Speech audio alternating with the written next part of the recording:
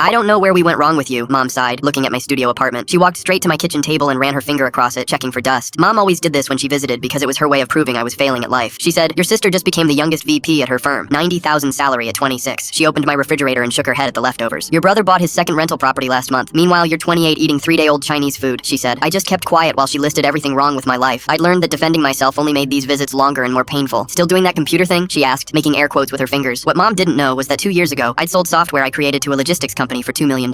It was boring trucking software that nobody would brag about at dinner parties, but trucking companies needed it badly. I didn't buy a fancy car or a mansion like people expected. Instead, I bought a small apartment building through a property company I named after my grandmother's maiden name. My sister actually lived in one of my buildings downtown. She paid $1,800 a month in rent that went straight to my company. She was always bragging about her apartment with the doorman and rooftop access, but she had no idea I owned the whole building. My brother's firm rented 2 floors in my commercial building across town. His corner office that Mom loved posting photos of was in my building, and I'd literally signed his lease renewal last week. After expenses, I made about $12,000 profit every month from all the properties. My family had no idea about any of this. I lived in this studio because I liked keeping things simple and small. The next morning, Mom called a family meeting at my sister's apartment. She called it an intervention, and I knew this was going to be bad. "He needs our help. Real guidance," Mom announced to my siblings like I was a lost cause. My sister immediately pulled out her phone. "My friend needs someone for data entry. 15 an hour, but it's a start," she said. My brother offered. He could live with me, sleep on my couch until he saves up. They talked about my future like I wasn't even sitting there. Community college came up first, then entry-level jobs, then moving back home with Mom. Mom said, "You need structure. A real 9 to 5. My sister nodded eagerly. "And a savings account. I can teach you about investing," she said. "First, he needs income. I know someone in our mailroom. 12 an hour, but great benefits," my brother corrected. "Maybe we could co-sign a car loan so he can get to a real job," Mom suggested. They spent 40 minutes planning how to fix my broken life. Trade schools got mentioned several times. Night classes came up too. Someone even suggested food stamps at one point. My sister actually pulled up job listings and started reading them out loud to everyone. "This one's perfect. No experience required," she said excitedly. I sat there in my own building while they planned out my minimum wage future. When I came back from getting more coffee, they were complaining about their landlord. "My rent just went up $150. Same management company as always though," my sister complained. My brother asked, "Which company?" "Something with my grandmother's maiden name. They own half of downtown," she said. My brother got excited suddenly. "That company owns our office building. My boss has been trying to meet the owner for 2 years. Wants to negotiate our lease," he said. My sister laughed at that. "Good luck. Nobody knows who owns it. They say it's some young person who made money in tech." Mom scoffed at the idea. "Probably inherited it. These kids today think they're geniuses because they got lucky once," she said. My brother pulled up his phone. "Actually, my boss researched them. The owner started with 1 building 2 years ago. Now they have 6 properties worth over 12 million, he said. 12 million? My sister whispered. "And they're completely anonymous. Only communicate through lawyers and managers," my brother continued. Mom shook her head in disgust. "Making millions while real people work real jobs. It's shameful," she said. "I'd kill to meet them. Imagine learning from someone that successful," my sister said. Mom laughed bitterly. "Successful? They're probably some spoiled brat who got lucky with computers, not like people who work their whole lives." That comment really stung because my own mother thought what I did was shameful. My phone rang right then. I didn't recognize the number, but I answered it anyway. The voice said clearly, "Is this the owner? This is regarding your counteroffer on the downtown property." The room went completely dead silent. My brother just stared at me with his mouth open. "Did he just say owner?" my sister whispered. I said, "Call me back," and hung up the phone. Everyone was still staring at me. My brother looked like he was going to be sick. "You're the owner," he said. It wasn't even a question. Mom's mouth opened, but nothing came out for several seconds. My sister was counting on her fingers and then gasped when she figured it out. I said, "The trucking software. 2 years ago. But you live in a studio," Mom managed to say. "By choice," I said.